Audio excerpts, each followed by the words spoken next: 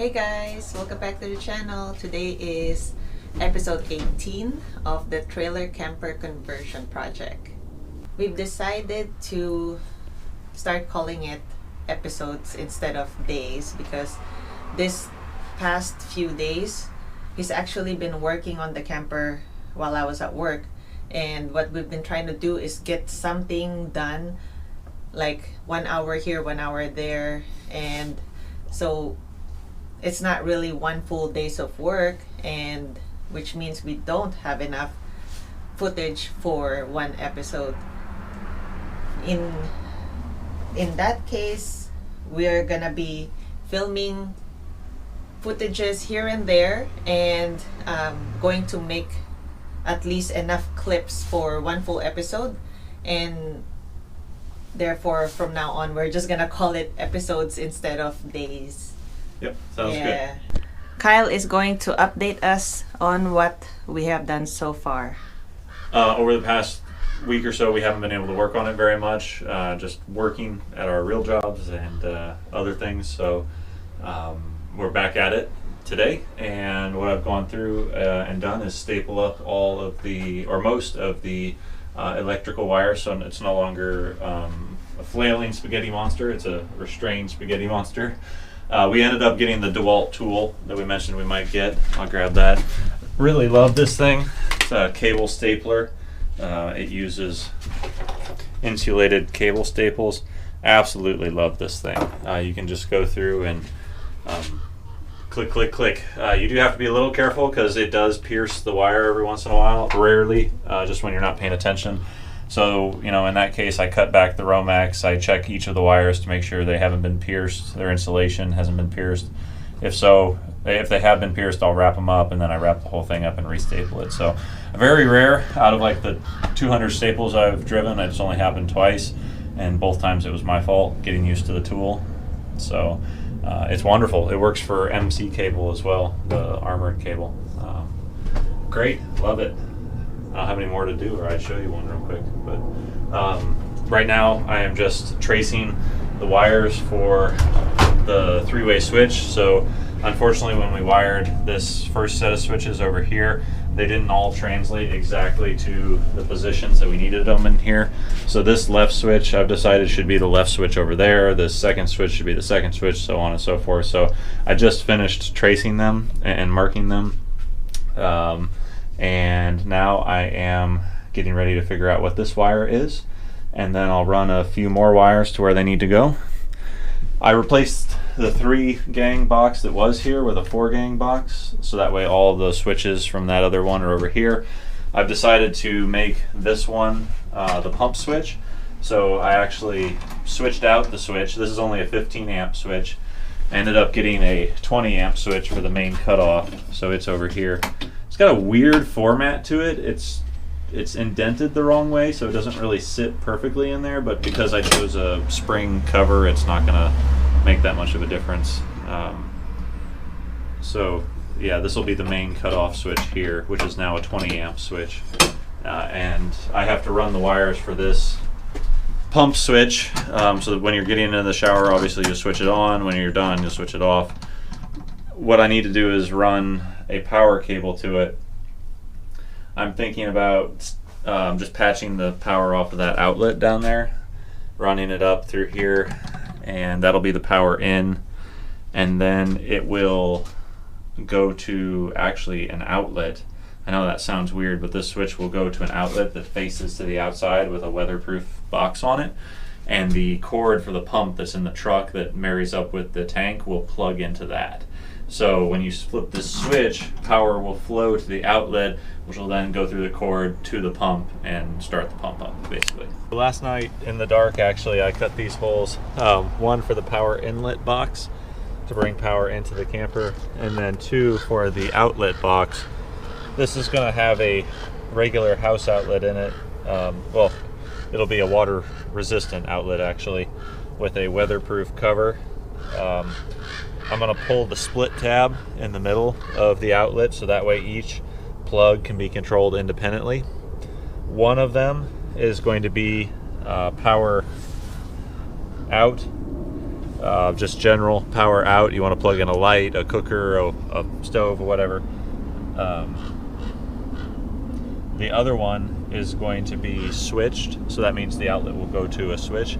That will be designed to go to the pump in the back of the truck to control the water pump. So each plug in the outlet will be controlled independently. The outlet I see got installed a little bit sideways here because it was dark when I did this, so I'll probably just take a vibratory cutter and shave off this little excess here. Won't really hurt the box at all, just shave it down a little. And then I have a elastomeric sealant that I found at the local hardware store that says it's supposed to have 600% stretch, so it's designed for extreme stretch environments. And I think that's going to be, and it forms a waterproof seal, weatherproof, UV proof, or UV resistant. So I think that's going to be great for sealing up some of these holes. It'll probably seal up a good portion of these cracks. It says it can fill up gaps up to 3 inches, so seems like pretty incredible stuff, but we'll see. And then obviously there's going to be corner flashings that go over here that cover up, the bigger portions of the gaps. But today I'm going to finish up a couple portions of the electrical and wire these boxes up and go from there.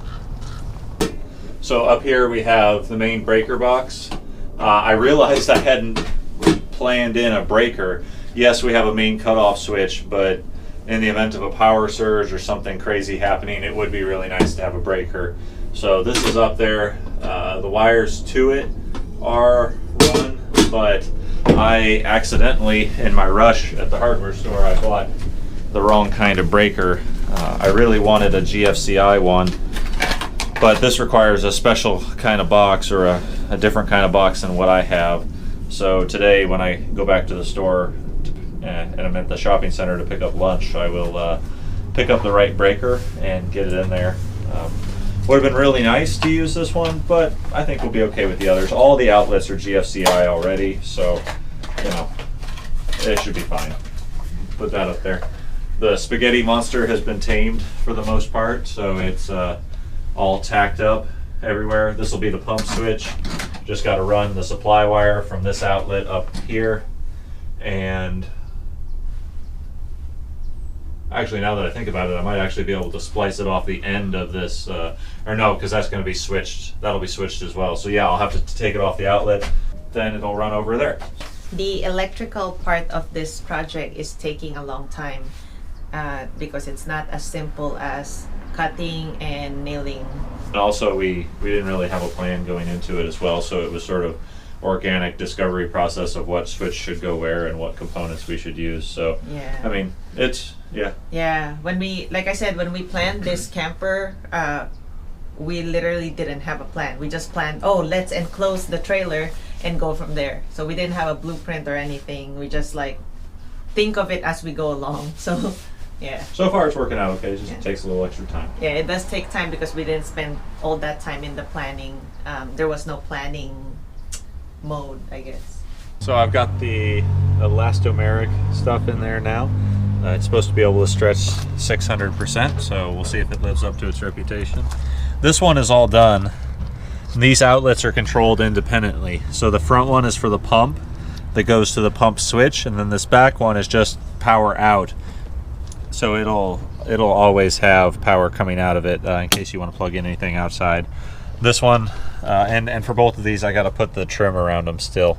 I've got the miter saw out now finally today, so I can probably cut that trim up before too much longer. And I'll really need to put it here because, like I mentioned, that's facing the wind. So, oops. But and the vent up there. Oh, and the vent, yes. It's done. So I got the exhaust vent in as well too. So it has the elastomeric compound behind it to secure it, and then I drove some finishing nails through it. I lowered the PSI in the gun, the finishing nail gun, quite a lot, so it didn't drive the nails all the way through, and did a really nice job of just tacking that to the wood to allow the elastomeric compound time to dry. So the electric's pretty much done in here. The wiring, I ran one switch short, so I have to go get that, and then I can shove everything in there. But then other than that, it's it's done as far as I know. Oh, well, actually a few small things. I say done in quotation marks. Like I need one more junction box to terminate this in. We'll have to put up the ceiling panels. So this one is the panel that goes outside for the main power inlet.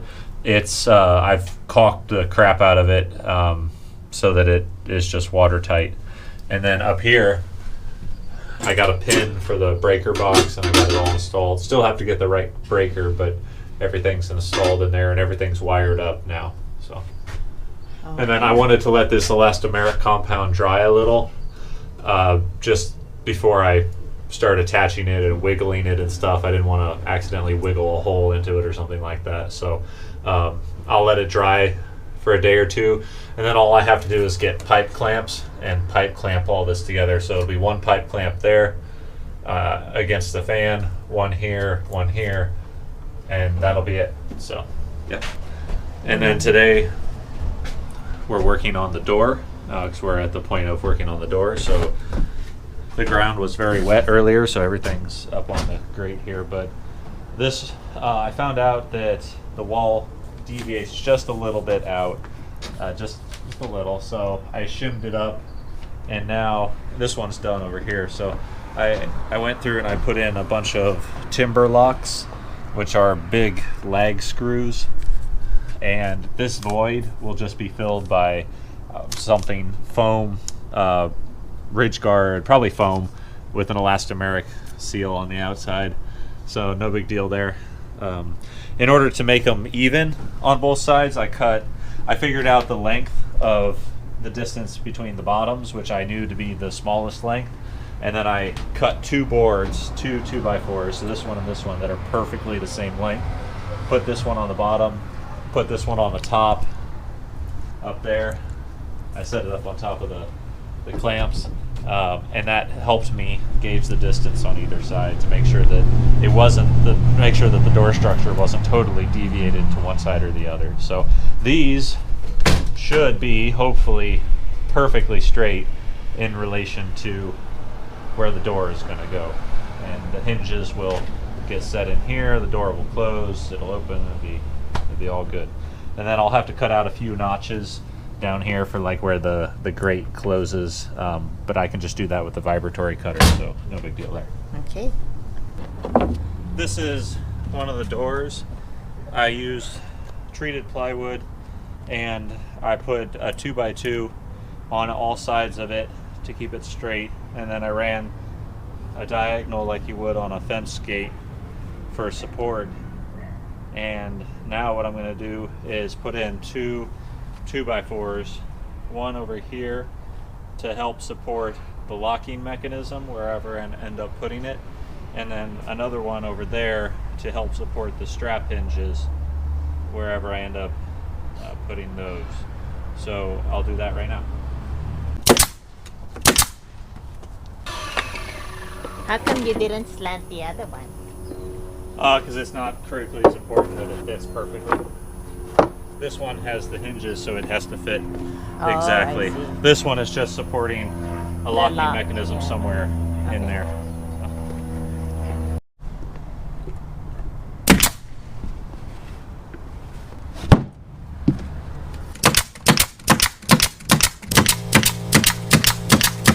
So are we foaming first? Yeah, so the plan is to have us foam, and then we don't have to fill it all the way up to the top of the ridge here. We just have to get some foam down. I want it to be 100% coverage, but I don't think we have to achieve full height because it's going to continue to rise. I mean, my God, we know how much this stuff overfills. Yeah. So once we get a good coverage layer in there, what I want to do is get this board down on it as fast as possible. Yeah, before it expands. And then just tack it down. And that will force it to sort of obey and stay in there. Okay, are you ready? Yeah. I just need to mark the edges of this.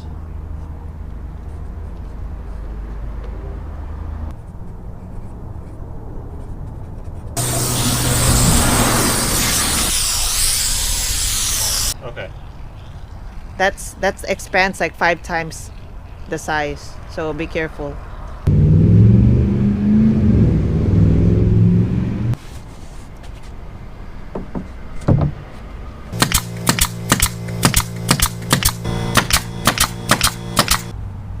What's that? How are you gonna get it up there? It's really heavy. I can lift it. I don't want to lift it right now to not disturb the foam, but I'm pretty sure I can lift it. How long do we wait? A couple of hours at least. Okay, so should we do the other door in the middle? Yeah, that's what I was going to do. Yeah. Some of that foam didn't stick real well to the wood because it was coming out with such force, so I wanted to give it time to expand and kind of stick to the wood before I moved it. So people are going to ask why in the world so many nails. Two reasons. One, they're finishing nails, not structural nails, so the more you put in, better chance you have a hold. And two, I'm not entirely confident that every one of those hit what it was supposed to hit. There's no harm, it's not going to over penetrate down beyond the door below, but I wanted to make sure, because it's such a weird angle, this is cut at 20 degrees and this is cut at 70 degrees just to hit the corners. It's such a sharp angle and it's so hard to eyeball it. I just wanted to make sure I hit enough nails on there. So all right, so the electrical work is done, I think. We're about to find out what I forgot, because we're going to plug it in for the very first time here on camera. So this is a LR14 or L14-30 adapter down to a regular house plug. So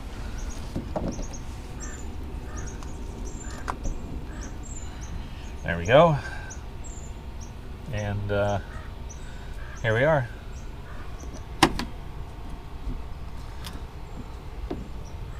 Well, the breaker didn't trip, so that's good. Let's go inside and see what we got. No singed smell. That's good. So should be coming to here, and it's lighted, so that's good. Look at that. The light is on. Interesting. I would have thought that the light would be on when the power is on, but it goes off when the power is on. I don't know. Maybe that's the way. I'll have to research it. Maybe that's the way it's supposed to be, or maybe it just needs to be flipped around. Anyway, so the main cutoff switch works. That's good. Let's come over here. The main stringer lights are not installed yet, so we won't be able to test those. That's working well. See if the breaker's working. Yeah, the breaker's working. And GFCI is working. One other thing we can test, the outlets. Let's see if and this is working too. Yeah, see, this one is wired so that the light comes on when it's on. That's the pump motor. So why don't we try all the outlets out now and see if they're working real quick. Let me grab a drill or something. There we go.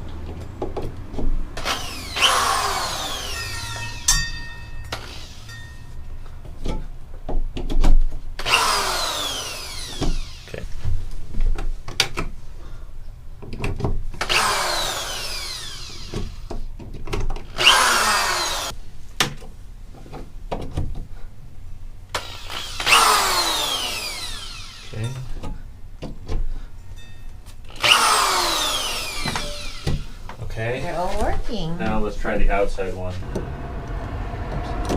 we go. Okay. Working. That's the one that's supposed to be always on though. So here's the pump motor one. But did you switch it on? I did. So now we'll leave this plugged in and I'll go shut the motor off, or I'll go shut the switch off, and it should not work. Okay, so now I shut the switch off, so this should not work. Okay? Yeah, excellent. It's not working. So we can't test the main stringer lights yet because they're not installed. We can't test the bathroom lights yet because it's not installed. But so far everything else except the fan is working. So now I guess just go back and check the wiring diagram and make sure I did it properly for the fan. And yeah, we'll go from there. All right, let's check it out, see if it works.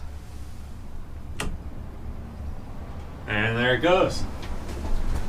Wait a second. So this one, when you switch it up, it's on.